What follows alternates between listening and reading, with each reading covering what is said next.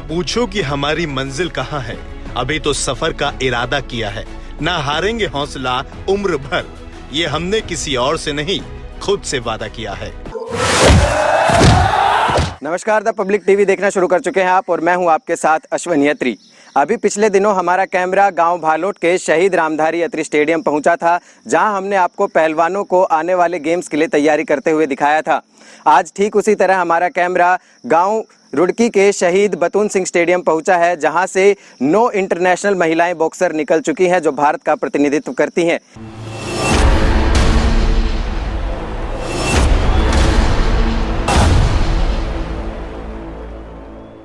किस तरह से वो यहाँ पर तैयारी करती हैं और क्या यहाँ पर फैसिलिटीज़ हैं, उन तमाम चीज़ों पर हम यहाँ के कोच और यहाँ पर जो इंटरनेशनल महिलाएं बॉक्सर तैयारी करने आती हैं उनसे बातचीत करेंगे और आपको बताएंगे किस तरह से कम सुविधाओं में बेहतर बॉक्सर रुड़की का गांव ये तैयार कर रहा है।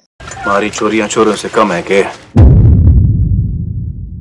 कभी ना हौसला हारने का वादा किए, हाथों में ग्लव्स पहने प्रैक्टिस में जुटे इन बॉक्सर्स तक द पब्लिक टीवी का कैमरा पहुंचा तो पता चला कि बुनियादी सुविधाओं के अभाव में भी रुड़की गांव 9 महिला बॉक्सर तैयार कर चुका है, जो अंतर्राष्ट्रीय स्तर पर देश का प्रतिनिधित्व करती हैं।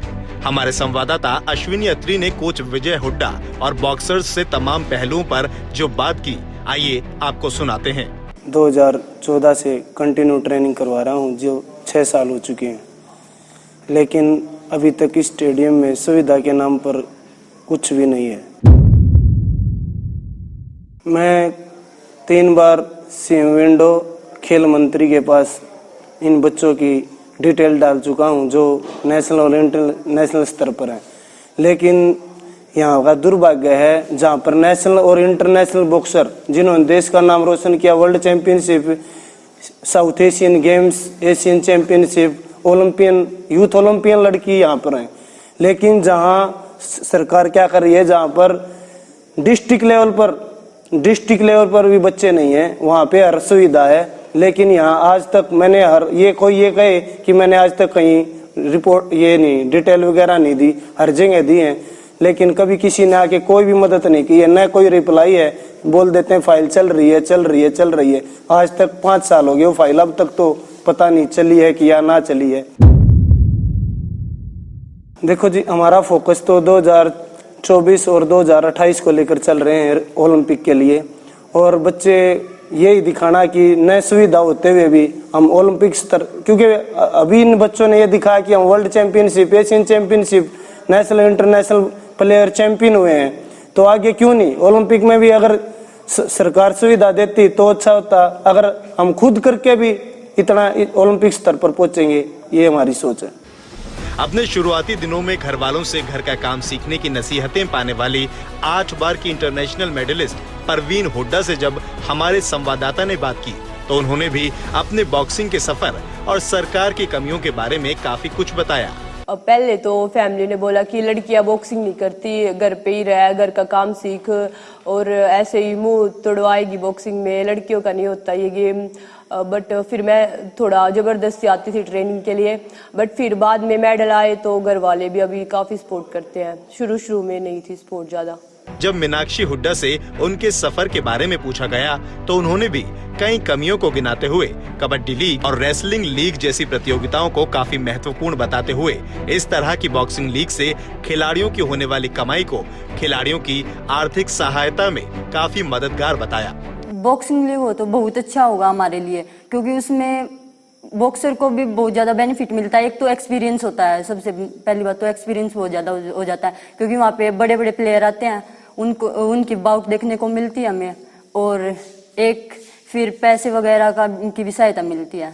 48 किलोग्राम वर्ग में भारत का प्रतिनिधित्व करने वाली भारती ने लड़कियों के लिए चेंजिंग रूम तक की सुविधा न होने तक की बात कहते हुए कई ऐसे पहलू पर सरकार द्वारा ध्यान दी जाने की बात कही जिनको सरकार नजरअंदाज कर रही है। वैसे तो स्पोर्ट तो बहुत ही मिला है, हमारे कोच साहब विजय हुड्डा ने हमें बहुत सपोर्ट किया है, और 2015 में जैसे बॉक्सिंग स्टार्ट किया, यहाँ पर फैसिलिटीज़ वगैरह बिल्कुल नहीं है। जैसे और गेम्स हैं उनमें सभी को फैसिलिटीज़ मिलती है, लेकिन हमारे बॉक्सिंग में ना तो बच्चों के लिए ग्लव्स मिलते हैं, यहाँ पर ना अच्छे बैग हैं, ना यहाँ पर चेंजिंग रूम भी नहीं है, और ना ही वॉशरूम, कुछ भी नहीं है यहाँ पर। ये बॉक्सिंग मैट भी है हमारे कोच साहब ने अपने पैसों से लिया है, सरकार की ओर से कोई फैसिलिटीज़ नहीं है। अपनी ही कक्षा के साथी को बॉक्सिंग में नाम कमाता देख बॉक्सिंग की दुनिया में कदम रखने वाली संजीता ने 2024 ओलंपिक को अपना टारगेट बताया और उससे पहले एशियन गेम्स में गोल्ड को अपना लक्ष्य बताया। ज्योति गुलिया को लेकर मैं बॉक्सिंग में आई थी, वो हमारी क्लासमेट थी, तो उसके मेडल देखकर और उसकी अपॉर्चुनिटीज को देखकर मैं बॉक्सिंग खेलने आई थी। शुरुआत में बहुत डिफिकल्ट होता है कि शुरू में बच्चा जब बाहर खेलने जाता है तो किस तरह से खेला जाता है, ये सब सीखने में बहुत टाइम लगा था। उसके बाद फिर धीरे धीरे करके सब एक्सपीरियंस किया। उसके बाद फिर नेशनल में मेडल आने लगे तो फिर और उमंग जगी कि और अच्छा किया जाए, तो उसके बाद इंटरनेशनल में मेडल आए थे। मेरे टारगेट्स फिलहाल तो 2024 है, उससे पहले मुझे एशियन में गोल्ड लेकर आना है। कोच विजय हुड्डा और बॉक्सर से हुई बातचीत में जिस तरह से सामने आया कि अंतर्राष्ट्रीय स्तर पर नाम कमाने के बावजूद मुक्केबाज ग्लव्स और डाइट जैसी बुनियादी चीजें खुद अपने दम पर जुटाने को मजबूर है, तो आप समझ सकते हैं कि सरकार खेल क्षेत्र को बढ़ावा देने का दम जितना सीना चौड़ा कर धरती है, वास्तविकता उससे कितनी विपरीत है। द पब्लिक टीवी के लिए रुड़की से संवाददाता अश्विनी अत्री की खास रिपोर्ट।